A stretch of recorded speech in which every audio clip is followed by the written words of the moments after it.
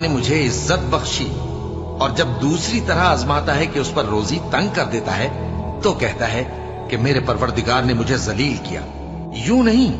بلکہ تم لوگ یتیم کی خاطر نہیں کرتے اور نہ مسکین کو کھانا کھلانے کی ترغیب دیتے ہو اور میراث کے مال کو سمیٹ کر کھا جاتے ہو اور مال کو بہت ہی عزیز رکھتے ہو۔ یوں نہیں جب زمین کوٹ کوٹ کر برابر کر دی جائے گی اور تمہارا پروردگار جلوہ فرما ہوگا اور فرشتے قطار در قطار آ جائیں گے اور دوزخ اس دن سامنے لائی جائے گی تو انسان اس دن سوچے گا، مگر اب سوچنے سے اسے فائدہ کہاں مل سکے گا؟ کہے گا کاش میں نے اپنی اس زندگی کے لیے کچھ آگے بھیجا ہوتا، تو اس دن نہ کوئی اللہ کے عذاب کی طرح کا عذاب دے گا اور نہ کوئی اس کے جکڑنے کی طرح جکڑے گا۔